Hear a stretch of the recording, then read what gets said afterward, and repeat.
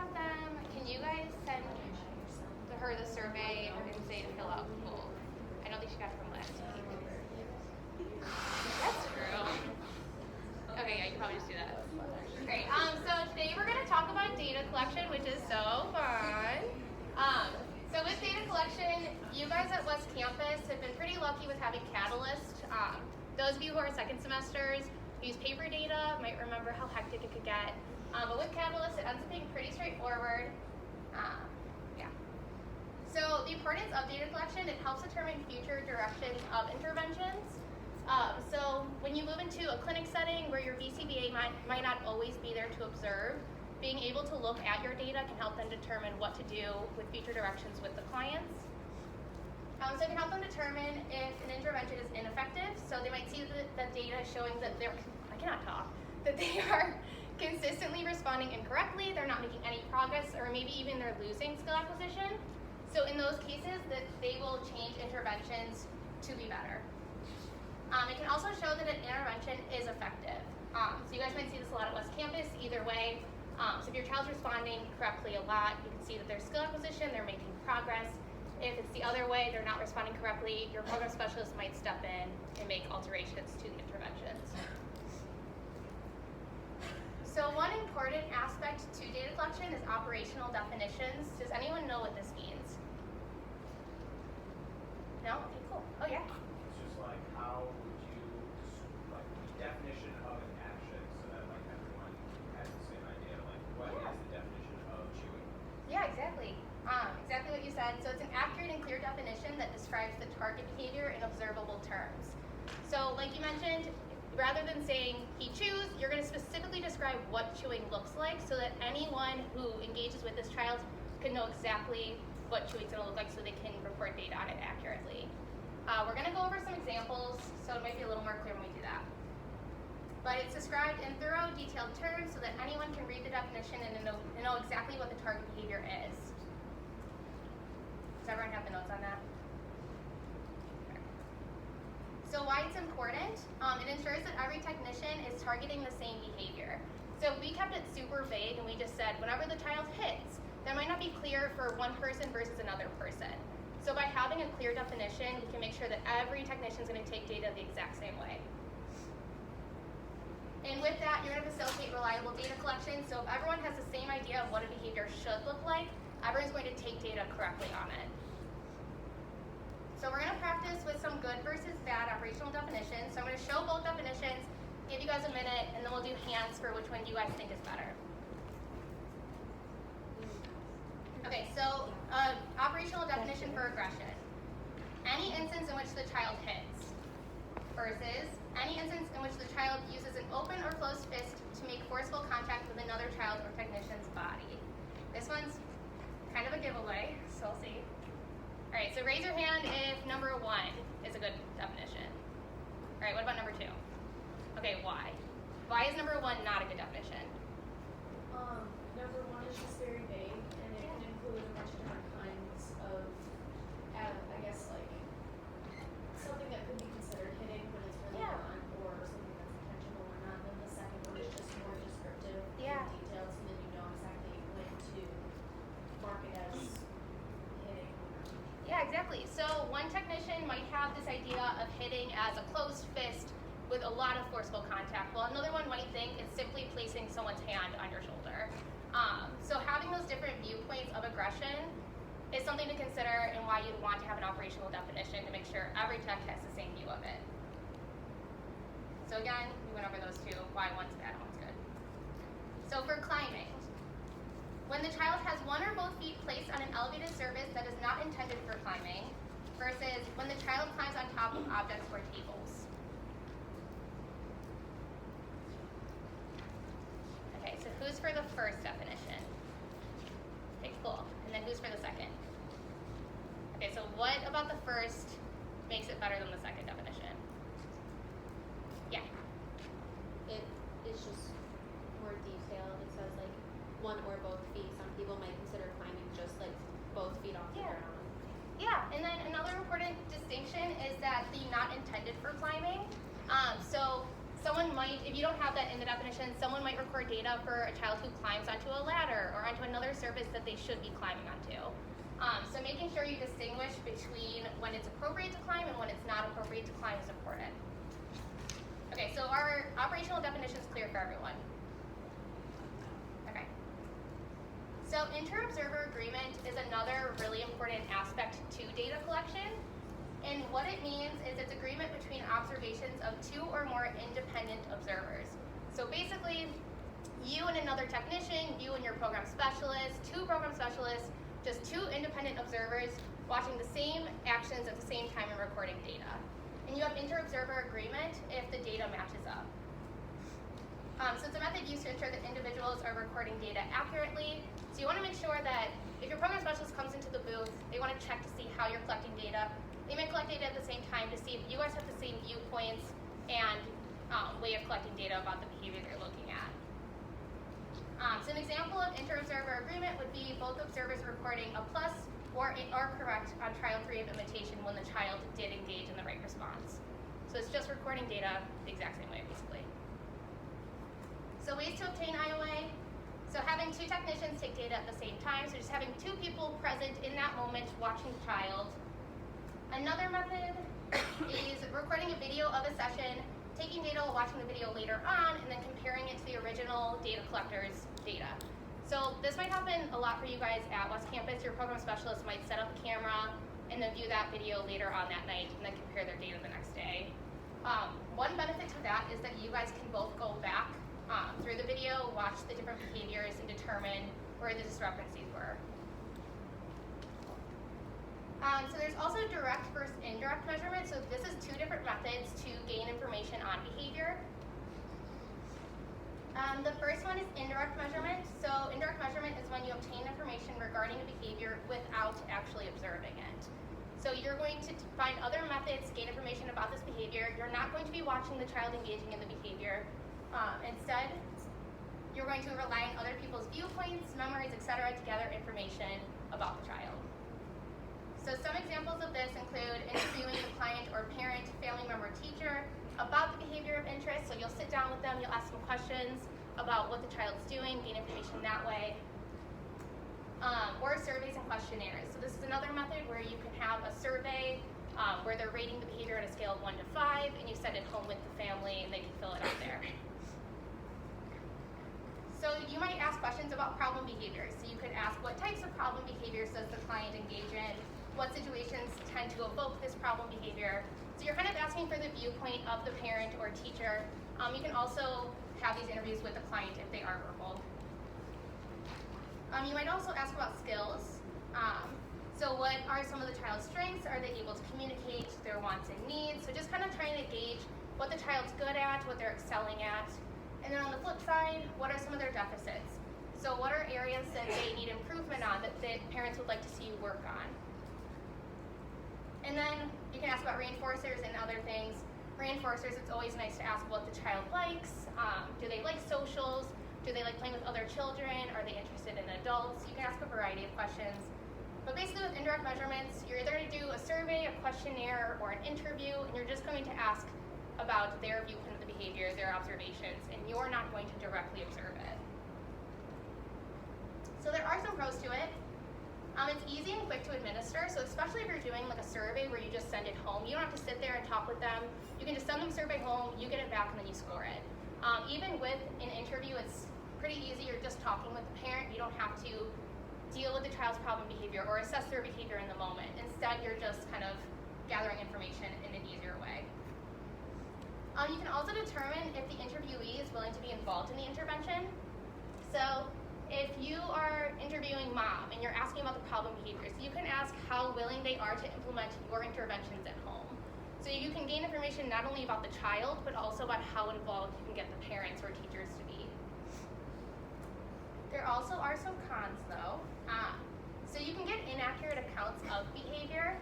So you're asking people to remember situations that occurred in the past. They could have biases, poor memories of it.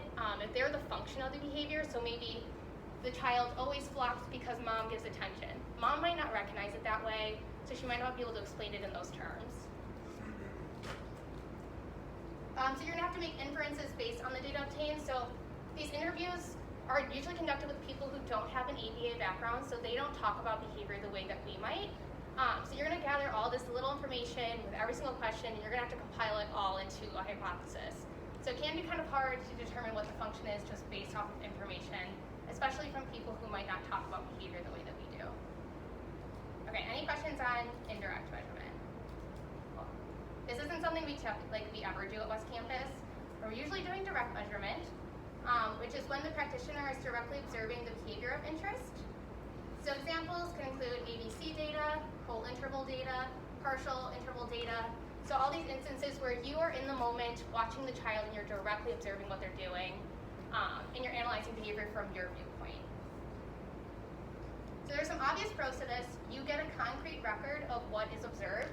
So you can kind of have a less biased view, especially if you're taking videos. It's a smart way to do it, because then you can go back and watch and analyze the behavior at your own pace. But regardless, you're able to look at it from an unbiased viewpoint, which is important.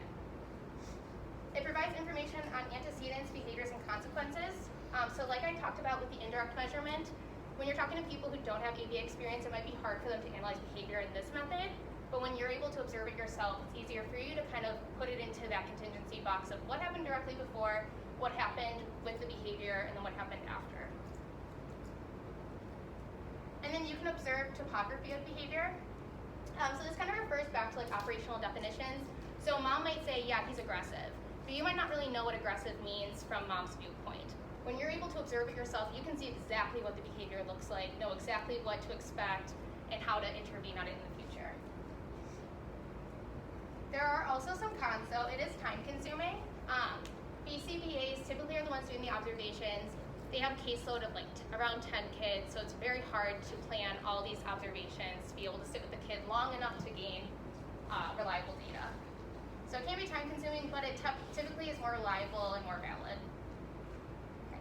We're gonna move on to direct measurements. So any questions about indirect versus direct? Okay. So some common direct measurements. There's continuous measurement. This is all instances of a response class of interest are recorded during an observation period. So basically at West Campus, the minute the child gets off the bus to the minute the child gets on the bus, you're going to take data on those specific behaviors that your program specialist has told you to take data on.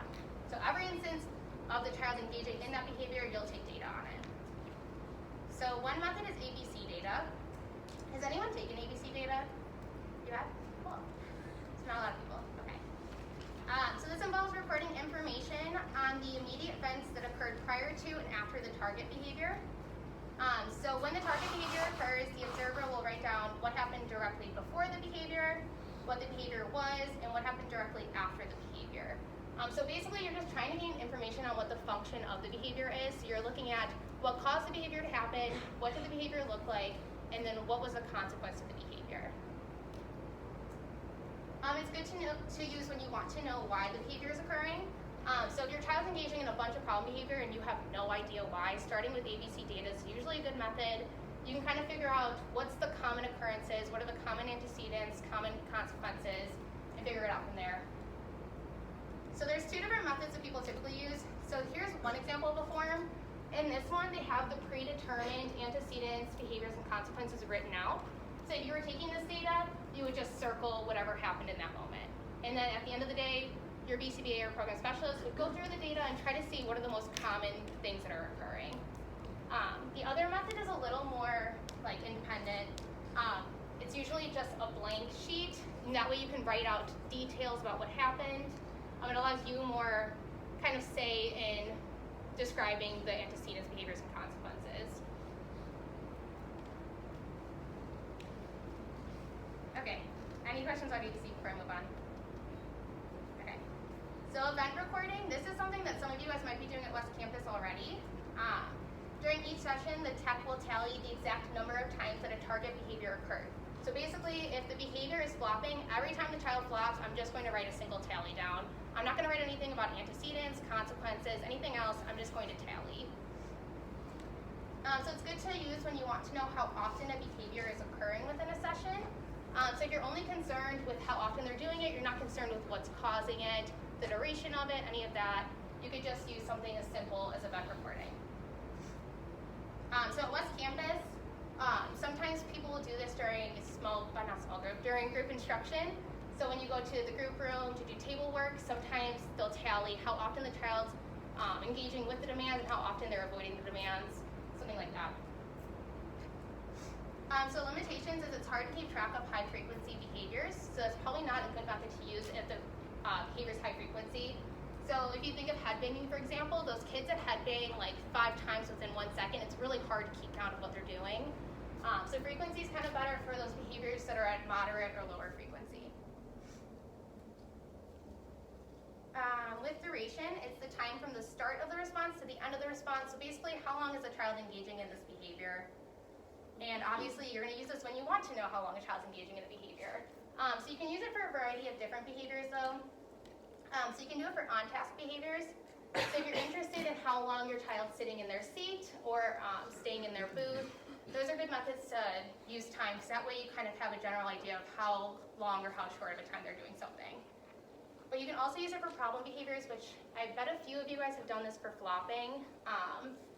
You can kind of see how long they're engaging in a flop and try to intervene that way, especially if that's your biggest concern, is how long they're doing the behavior for. Okay, any questions on any of those three before we move on to discontinuous measurement? Okay, cool. So discontinuous measurement is measurement conducted in a manner such that the same instances of the target behavior may not be recorded. So if you think back to continuous, you're recording every single behavior that occurred. Where with discontinuous, you're kind of aiming more for an estimate of behavior, which will be more clear once we go through the examples, but you're not getting a clear number of how many times a behavior occurred with this method. So with time sampling, it's an umbrella term for the many methods of data collection where you record behaviors during intervals or at specific moments in time. So is anyone here taking partial interval data? Okay, cool. So what does that look like? Yeah. At the beginning of your session, you start a timer, and then depending on the length of the interval, you have a behavior that you have your definition for, Yeah. and then if it occurs within that interval, you press the check mark, and it resets after the interval is over. Yeah, exactly. So with time sampling, you're breaking up that day into smaller intervals. So rather than looking at the 2 hours you're spending with the child, you're looking at small 2-minute or 1-minute or 30-second chunks of the day. So that's what time sampling is. You're breaking up that observation period into smaller intervals. There's 3 types. So there's partial interval, which I think almost everybody has experience with here. Does anyone have experience with whole interval? Okay, cool. And then momentary time sampling. Okay, cool. So with partial intervals, so again, you have those intervals of time. So at West Campus, they're typically like 1 minute or 2 minutes. You're going to score if the response occurs at any time during the interval. So say you had a 2-minute interval, the child flops for only 2 seconds, you're still going to count that behavior is occurring within that interval. So it doesn't have to occur for the full length of the interval, it just has to occur at some point during that interval to be counted. Because of this, it tends to overestimate behavior. So like I said, your child might only engage in aggression for 2 seconds of a 2-minute interval, but that whole 2-minute interval gets counted as having that behavior occurring. So you'll typically will end up with an overestimate of behavior. Is it clear why you would? Okay. So again, a behavior can be counted even if it only occurs for a portion of an interval. So when you're doing partial interval recording, you're never specifying how long the behavior occurred, you're just writing a plus for that whole 2-minute interval. So when your program specialist goes to look back at that data, it'll just say for that 2 minutes, that behavior occurred. So it's good to use when you're dealing with high frequency behaviors. So these are behaviors like the headbanging, for example. That's really hard to take frequency behavior or frequency data on. Partial interval might be a better method. If you're tracking several behaviors at the same time, so I bet a lot of you guys that are taking that problem behavior data with partial interval are taking several different data collection on different behaviors. So it makes it easier if you have this method that we can just click it off. So if you want to decrease a behavior, so if you have problem behaviors, it's always better to have an overestimate. You would rather be on the safe side of things and think that it's happening more than it really is. That way you can intervene and make sure that you're tracking it. So strengths, it does not require constant vigilance. So basically, like you guys have seen, with the Catalyst iPads, they beep like every 2 minutes or however long your interval is. So all you have to do is press yeah, they're flopping, and then you don't have to pay attention to anything with the iPad until you hear that beep and you know a new interval started. So it's very easy to just quickly record the data and then be done with it. There are limitations, so this isn't very relevant to West Campus because Catalyst is set up so nicely that it like beeps and tells you when a time has come up. But if you didn't have a system like Catalyst, you might have to have a timer or a stopwatch with you, and it can be very hard to keep track, especially if your intervals are only like a minute long. And then it provides an estimate of occurrence of behavior. So this is going to be constant across these three methods of partial, whole, and momentary time sampling. You're only getting an estimate. So you don't know for sure how long behavior is occurring or how often behavior is occurring. And again, you're getting an overestimation of behavior, so it's even more like somewhat inaccurate. But still, it can be a very beneficial data collection method. And then in the past, we've had people get a little confused between partial and whole intervals. So we're going to watch a video. The top of the screen will be a child and a technician engaging in like some DTT, and then the bottom screen is going to show you how someone would take data during that time. So for reference, the intervals are 10 seconds long, and we're looking at the child hitting their head. The child is Gina Chan.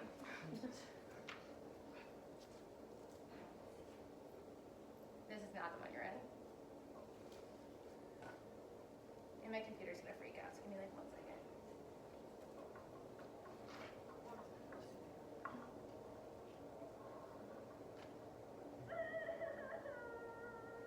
So it only has to occur for the last 3 seconds and it gets counted.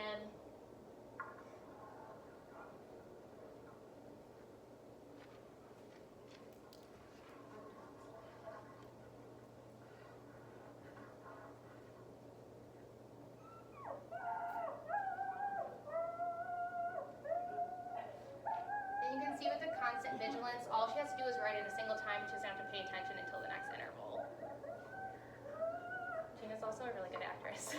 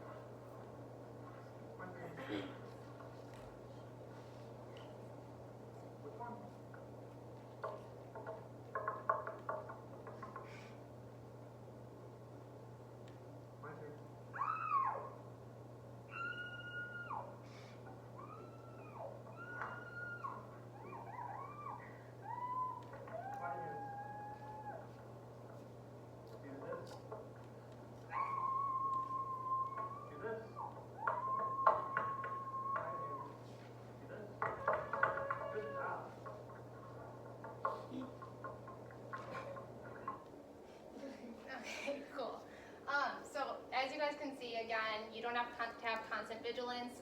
You just have to record it for that one time in that 10 seconds, and then you can wait for the next 10 seconds to start.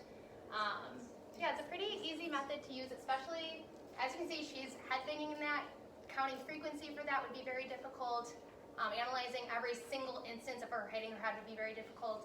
So having this method where all you have to do is just have that estimate can be a lot easier to record it. So on the flip side, we have whole interval reporting. So you're going to score if the response occurs for the entire interval. So if you have a 2-minute interval, the behavior has to occur for the full 2 minutes. So you cannot count it if the behavior does not occur for the entire interval. So one example is if you're using a 2-minute interval and the child cries for 1 minute and 50 seconds of an interval but then stops, you cannot count the behavior as having occurred for that interval. So So even though you have a full minute and 50 seconds of crying, just because they were 10 seconds short, you don't get to count any of it. It just gets recorded as a minus. So obviously it tends to underestimate behavior. If you're even just a second shy, you can't count it, so it can obviously tend to underestimate behavior. So it's good to use when you're dealing with high frequency behaviors. To be honest, anytime that you're dealing with high frequency behavior, some sort of interval recording will always be easier because you don't have to analyze every single instance of the behavior. You can just base it off of time. So you want to increase the behavior. So if you're dealing with a child who is not engaging in a lot of in-seat behavior, whole interval recording might be a better method. And it kind of goes on the opposite side of partial interval. You always want to be on the safe side. If you think a child has a skill deficit, you would much rather prefer to underestimate it than to overestimate it. That way you can intervene properly. So dealing with behaviors that occur for long periods of time. So if you're not necessarily worried about duration, but more so worried just about how often it's occurring, whole interval could be helpful. So limitations. It requires the tech to pay close attention to time to determine if the behavior occurred for the entire interval. So again, the minute the child starts engaging in the behavior, you have to start attending to the time. So even if it's halfway through the interval you're currently on, you have to be aware of when that next interval starts so you can start seeing if it's going to be able to count at any point. And again, requires a timing device, which you guys don't really have to worry about at West Campus, so. Okay, so now we have another video. So this will be whole interval recording. And it's Gina and our discussion leader, Liz. Oh, and Sydney's hands.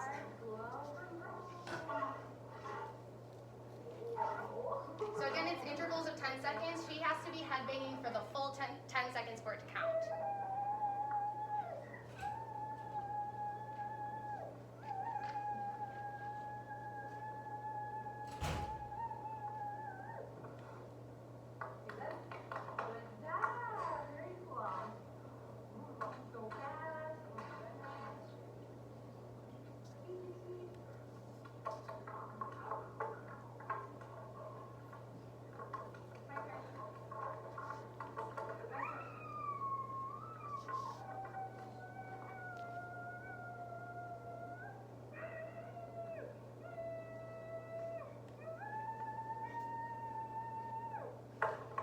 So you can see she only went to second 54, so for the 50 to a minute interval, you cannot count it.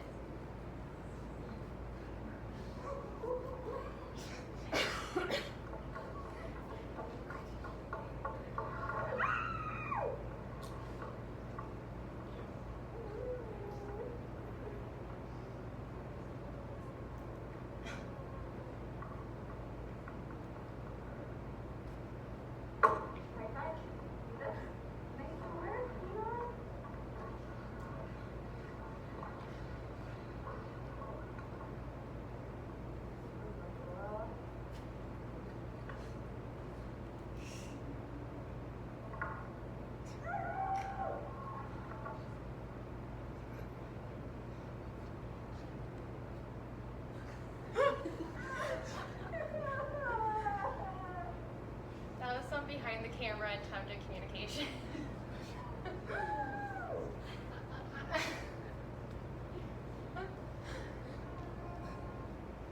Okay, cool. So does the difference between partial and whole interval make sense? Okay. So the third time sampling method is momentary time sampling. It's when the observer does not look at the individual until the end of the interval. So again, at the end of the interval, the observer looks at the individual and scores if the response is occurring at that exact time. So if you have a 2-minute interval, you are not recording anything about this behavior until the 2-minute mark. You look at the student, if they're engaging in it, plus or minus, and then you wait till the next end. So it's very, actually, hold on. I just explained this, yeah. So at that 2-minute mark, you'll look, you'll score if the behavior is occurring. If it's not, then you'll just wait till the next end of the next interval. So it's good to use if you cannot provide constant supervision. So this is really common in classrooms. So imagine one teacher to 5 kids. It's more realistic to expect them to do momentary time sampling, where they only have to look at the child for 1 second out of every 2 minutes or 1 minute or however the intervals are set up, versus having to record every instance of behavior. Again, as with all time sampling methods, high frequency behaviors are always a good method to have time sampling for. You're dealing with behaviors that occur for longer periods of time. So with momentary time sampling, because you're only looking at them for like 1 second out of the interval, you want to make sure that the behavior would occur frequently enough or long enough that you would get accurate data. So you want to make sure you're using it for a behavior that you could actually expect to occur. So some strengths, it's easy to observe multiple individuals or behaviors at once. So again, if you have 5 kids and they're all on momentary time sampling intervals, it'll be super easy to record data. You don't have to pay attention to every instance of behavior. You just have to pay attention during that 1 second. It does not require constant vigilance. You only have to pay attention at the end of the interval. Besides that, you can kind of do whatever teaching method you're doing. Limitations, it provides an estimate of behavior. So especially with momentary time sampling, since you're only attending at a certain portion of the interval, you're definitely only going to get an estimate, and it can underestimate or overestimate the behavior depending on what the behavior is. And then it requires a timing device. Cool. So any questions about any of those 3? Yeah.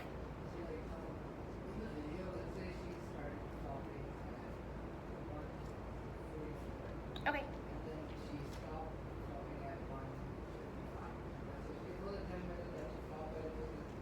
It was across you, yeah. So for partial interval, you would count it for both. For whole interval, you wouldn't be able to count it for either. So that kind of shows how one's going to overestimate, one's going to underestimate. So with whole interval, to the person who's looking at the data, that behavior never occurred throughout that 20 seconds. But for the person who's looking at the partial interval, it occurred for both sets of those 10-second intervals. And then with momentary time sampling, if it started at 144 and ended at 155, at the 150 mark, you might have looked if it was a 10-second interval and seen that the behavior was occurring. Yeah? I know the partial interval is on Catalyst, but are the other 2 also on there as well? Yeah, your program specialist can definitely add them if that's something they're interested in, like recording data on. Any other questions?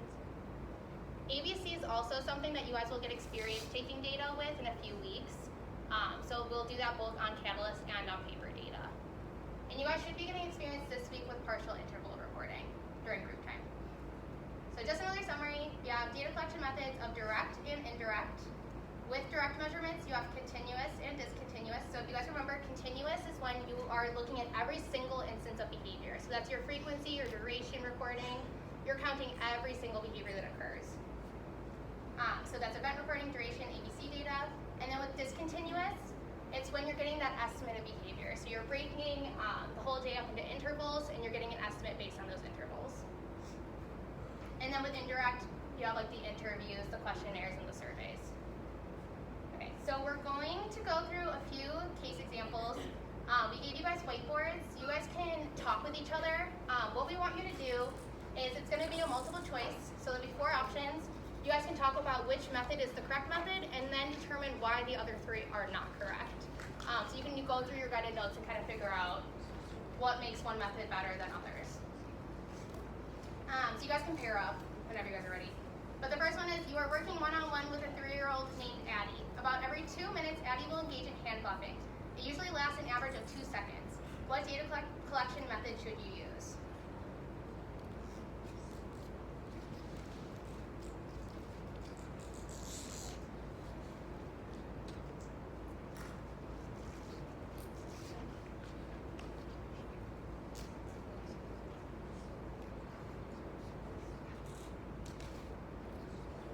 So after you pick a method, think about why the other ones might not be the best one.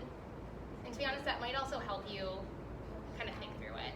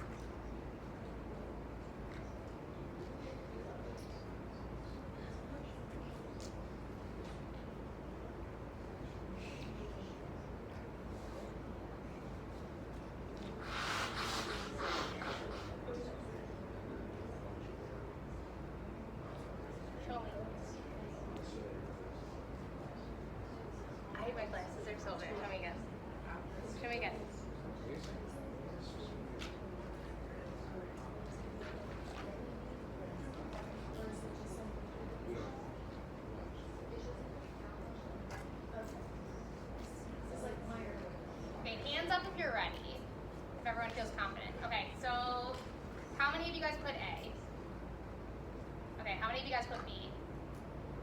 C. C. Okay, cool. So why C? So what's wrong with whole interval? Why would you not want to use whole interval reporting? What about this behavior might be difficult? Yeah. It would probably show like the behavior every. Yeah. Yeah, so the duration is so short, you would have to have intervals of 2 seconds, which is nearly impossible. So what about momentary time sampling? Why would that not be the best method? What? It only records it if it's happening at that moment. Yeah, so it's almost happening like too infrequently for momentary time sampling, and the duration is so short, so even if it happened at minute 2:01, you would have missed it. So it's a very short duration, and it's a little bit too infrequent for momentary time sampling. And then with duration, we kind of already covered this. If it's only happening for 2 seconds, I don't think you're really concerned about it happening for long periods of time. It's awesome. Okay. So you've been working with Ben for a few months and have been tracking his self-stimulatory behavior. You begin collaborating with his school teacher on how to track behavior while he is in school. The teacher is the only teacher in a classroom of 10 students. What data collection method should you ask her or him to use?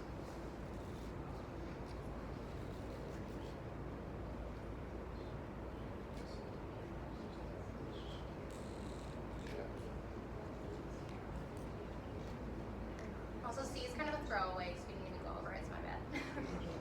We'll go over that in like 2 weeks.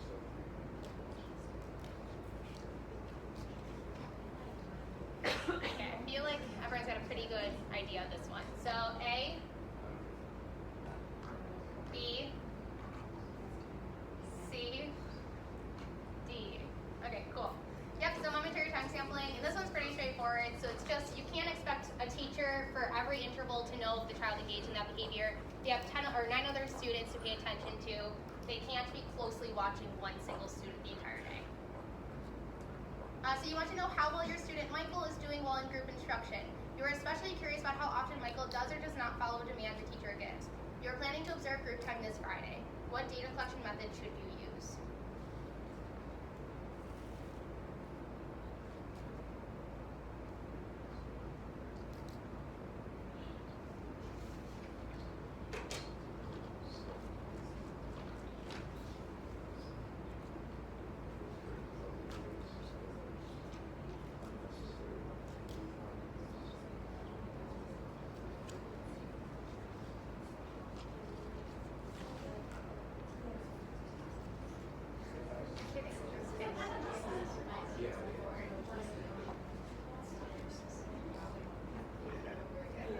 Okay, so what about A? Okay, B. Okay, C. Okay, D. Okay, so for those of you who put B, why did you choose B? Yeah? Because they're asking for how often he did something, that's what frequency. Yeah. So with frequency, you're just getting that count of how often they're doing the behavior. So with this specifically, if they were concerned with in-seat behavior or how long they're engaging in an activity at group, that's when duration might be a good call. But because you're only concerned with how often they're complying with the demand, not how long they're complying with the demand, frequency would probably be the best method. Okay. Any questions before we go on to an activity? Okay. So we're going to do a data collection activity based on one of those videos that we just watched. So in the past, we've gotten feedback that everyone kind of wanted to record using each different recording method. So we're gonna give you guys that chance. So we'll start off with everyone either doing partial interval or whole interval. We can have this side of the class do whole interval and this side of the class do partial interval. And we'll go over again with a little summary of what those two are in a minute before we watch the video.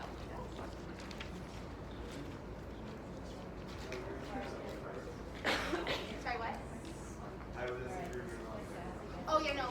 We have a data collection sheet or data. Yeah. I'm sorry. What? Oh, you guys are gonna do partial. Yeah. So this side will do partial, and this side will do whole interval. So we're not doing anything with the front? That'll be I think the third one we do. Yeah, I probably should have organized it. Sorry. No, you can't. That's not mine. That's not me. Okay. I'm sorry, what? So they were supposed to be for the multiple choice, but I cannot see for the life of me, and I would not have been able to see anything I would wrote. So yeah. Okay, so a little quick summary before we practice. So partial interval will be recording a plus if the behavior happens at any time during the 10-second interval. So again, if it happens for 2 seconds or 10 seconds, doesn't matter, you'll record a plus. Whole interval, you'll record a plus if the behavior happens for the entire 10-second interval. So interval 1 should be 1 second to 10 seconds. It has to happen from 1 second to 10 seconds. It can't happen from 5 seconds to 15 seconds or any other variation. It has to be that whole interval. Momentary time sampling, which is we're not practicing right now, but just as a reminder, that's at that 10-second mark because that's the end of your interval. You'll look up, the behavior is or isn't occurring, and then you'll stop paying attention again. With frequency, you're tallying the amount of times that the behavior occurred. Yeah. So with Gina's head hitting, it's any instance in which Gina uses an open or closed fist to make contact with her head when not appropriate. So non-examples would be putting her hands on her head to move her hair out of her face, or complying with the demand to touch head, pat head, etc. So another component of operational definitions is it's sometimes useful to add non-examples versus examples. This way you can be more clear about what you're wanting the tech to take data on. Okay, so again, whole interval will be this side, partial interval will be this side. I'm going to have a 10-second timer on my phone, and I'll just say time at every 10 seconds, and that'll kind of tell you, yeah. So if your whole interval, the behavior has to be occurring from when I say time the first time to I say time the second time. Cool.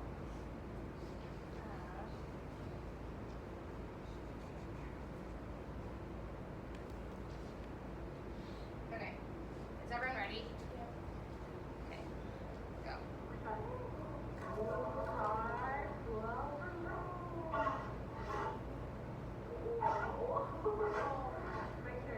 Time.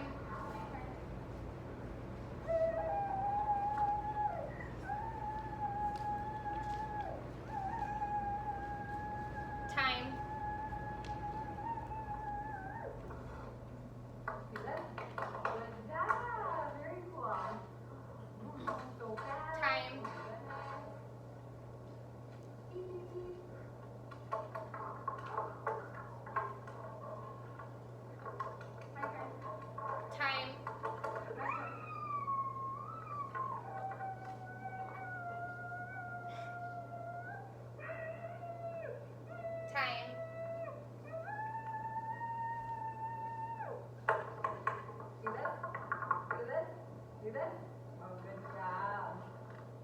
Time. Time.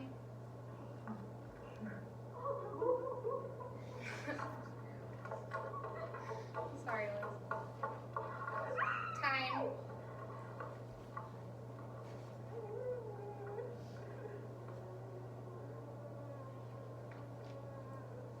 Time.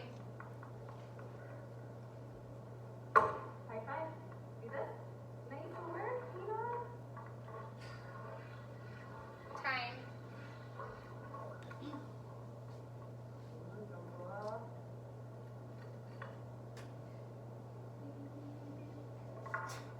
Time.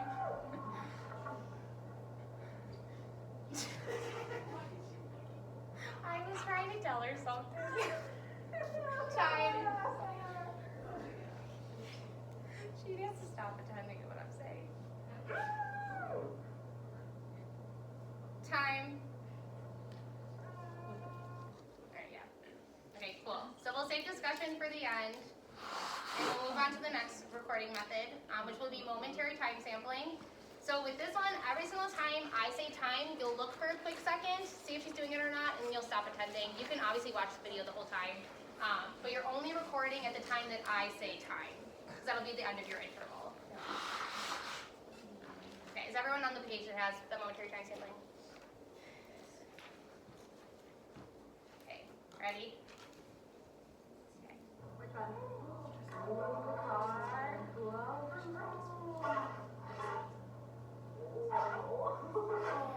Right there. Time.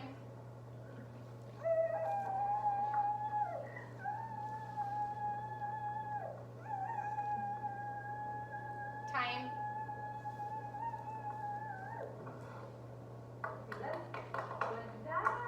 Very cool.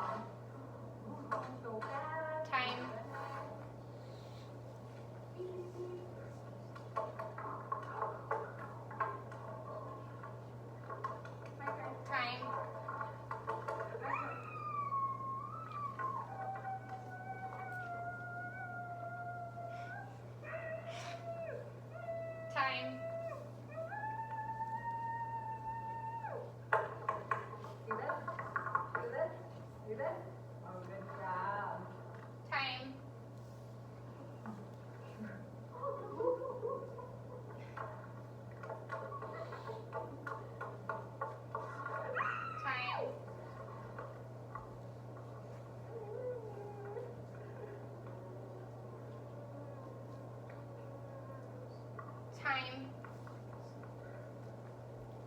High five. Do this. Nice work, Tina. Time.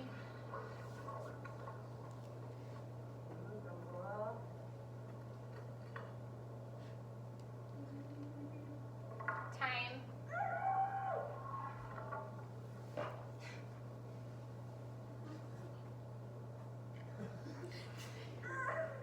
Time.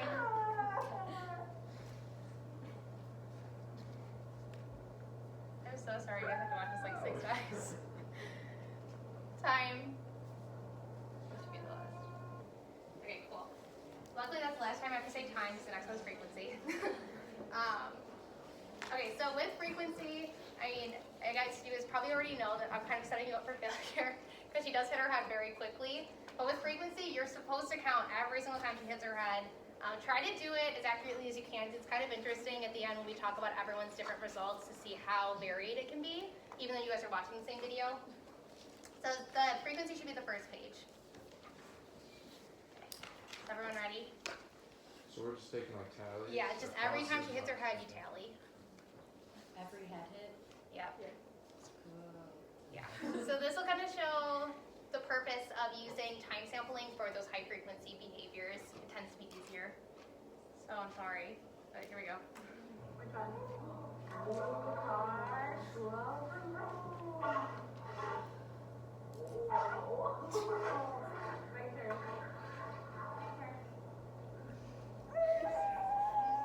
I just tried to cut my head. It's not happening.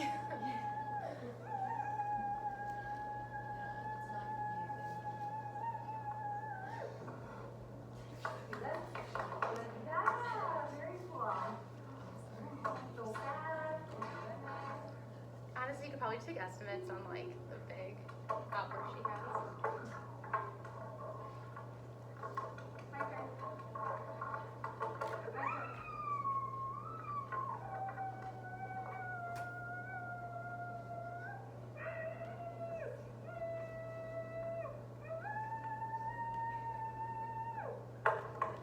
Do this. Do this. Do this. Oh, good job.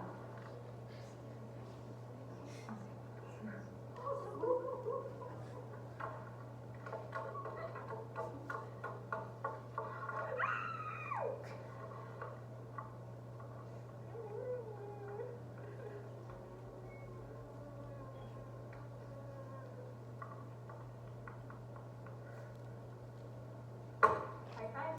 Do this. Nice work, Tina.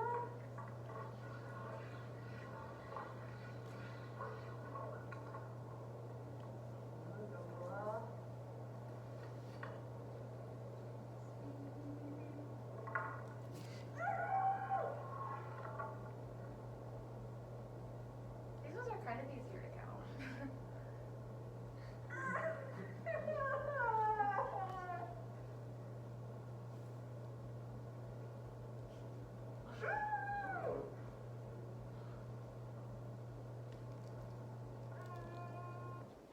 Okay, cool. So we actually can use whiteboards right now. Yay. Okay, so for your partial interval versus whole interval, write the amount of intervals you had scored as a plus on your whiteboard.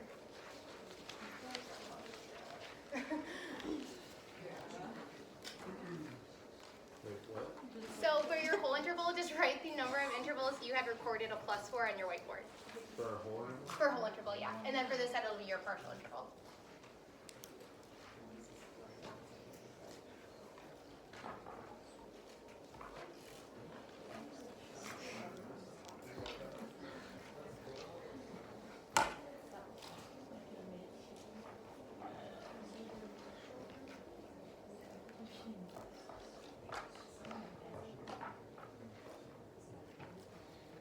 Okay, cool. So hold it up whenever you're ready.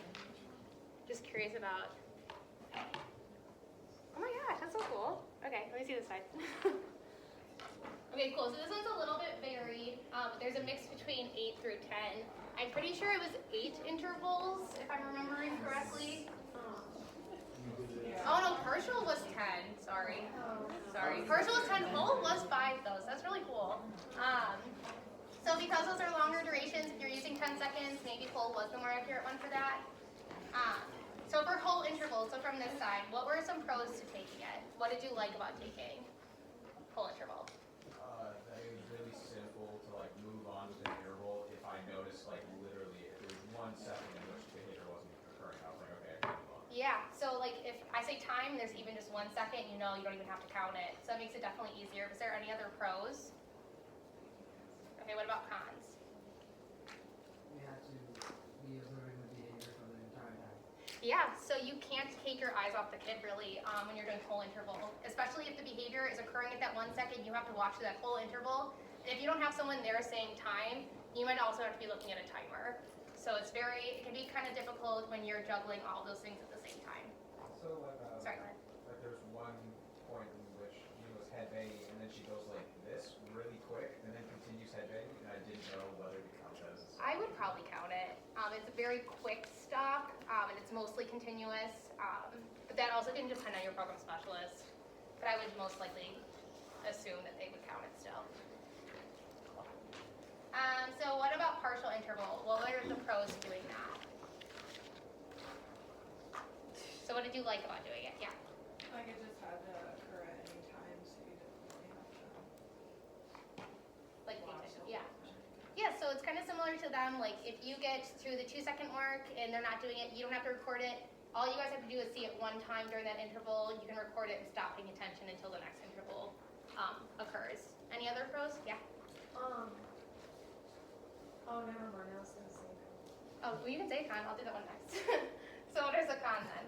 I got kind of confused. I think the reason why I got 8 instead of 10 was just because for some of them I put a plus if it happened, but then when you said like next, I couldn't remember if I had already gone through the next one and then had nothing, or if I needed to move on. So then like I feel like it would have been more beneficial to do like a minus rather than like to not write anything. Yeah. Because then I forgot like if I had just skipped 1 or 2.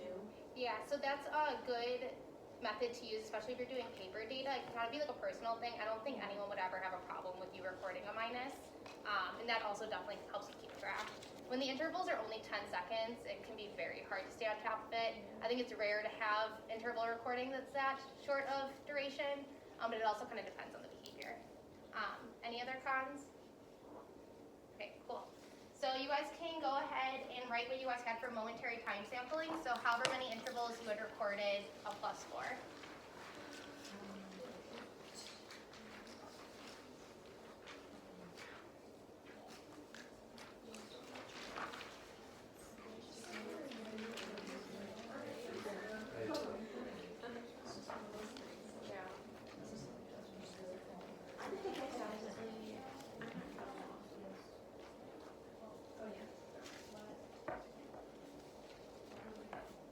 Okay, so you can lift them up. Okay, really cool. So I believe it was 8 intervals. You guys were all either 7 or 8, which is really awesome. So going back to that, what were some pros of doing momentary time sampling? Yeah, so it's super easy, super manageable to do. Any other pros? Okay, cool. What about cons? Was there any cons to doing it? Yeah. During the first and second interval, I think he started head banging or rest around like the 11th second. Yeah. Yeah, so I didn't count the first one, but then some people did, you know, like. Yeah, so there can be hard being consistent about how long you're going to look at the child for or the client for, so that can make it difficult to be consistent with your data recording. Did you have a different con? No. Okay, cool. So frequency. You can write our best guesses for frequency. Do you actually know the exact number? I know. I didn't mean to put you guys through that, but no. I honestly think I would have to put this video in like slow motion. By like, honestly, I both did it in slow motion at one point and just see how many times we did it.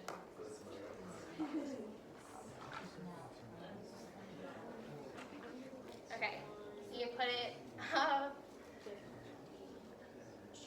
It must have been a good range. Okay, cool. Yeah.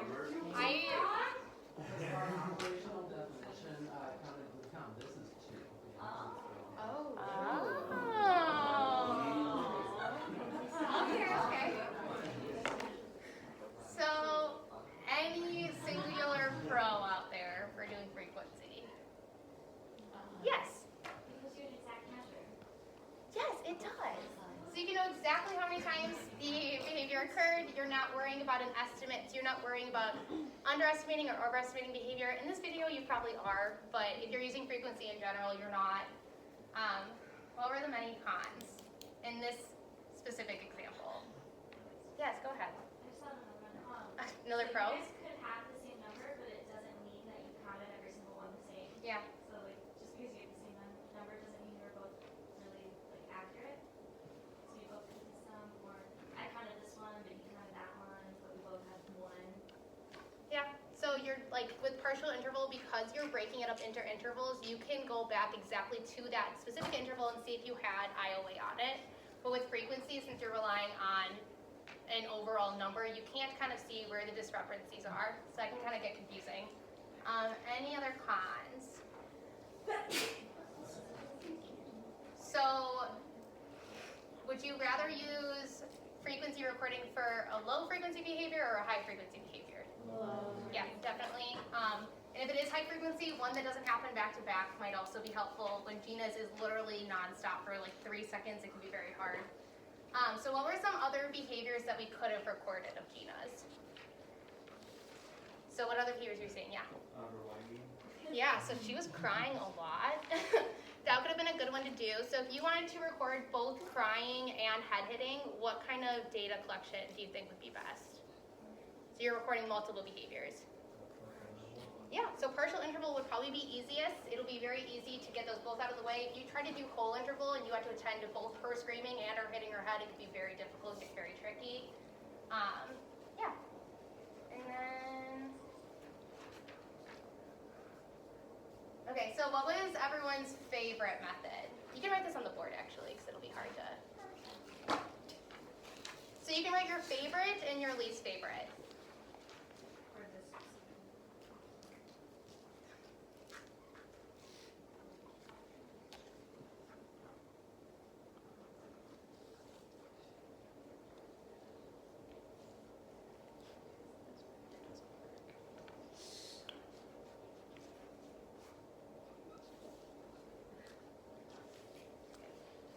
I have a feeling everyone will write the exact same thing. Yeah. I'm actually curious about what you guys put since you had whole interval too. Okay, yeah, so it seems like frequency is going to be everyone's least favorite, and then whichever interval recording, whether it was momentary, not momentary, sorry, whether it was whole or partial, was everyone's favorite. So it just kind of shows you that if you have high frequency behavior, time sampling is usually the best method. Yeah, cool. Any specific questions? I'm going to give a recap in a second just because I know we covered a lot today. Yeah. So one of my kids' problem behavior is food packing. So if they currently have a frequency data like put in place for that, so how would you do that? I know like if you observe it the first time, but then Yeah. it's still there the whole time. That's interesting. Michael, do you have an explanation? Sorry, I was typing in the For Abram, he food packs, and they're currently tracking frequency of food packing. Yeah, what's Oh. food? Food packing is if the child puts food in their mouth and they don't swallow it, they usually store it in their cheeks for like long durations of time. I think he's done it like up to an hour, so it can be it's very dangerous. So what are you at, just like, that's a good measurement method, or do you go? How you would even record on frequency is an interesting choice. Sorry. That's good, like, unless, I don't know, it's hard to say because I haven't seen it, like, if it's really clear when he food packs, maybe you could, If you did like each bite that he's food packing, maybe. yeah, but, Or every time you have to have them scoop it out. yeah. I guess I would have to see the Yeah. behavior. For him, it would be really interesting to do duration since he's done it, like he does it for so long, but I also think they're working on getting it out of his mouth as soon as possible. So it's hard because you're So that could intervening a lot. be, like, you could record a frequency on each instance, you have to remove it. Yeah. That's cool. Is anyone else doing data collection that's not partial interval? Or is everyone just doing partial interval right now at West Campus? Okay. Any other questions about like either specific kids or specific measurements that we went over? we covered a lot of information today, so I just wanted to do a quick rundown. So operational definition is that thorough, detailed description of a behavior. So you're providing that definition that allows more than one observer or more than one person to know exactly what to record data on.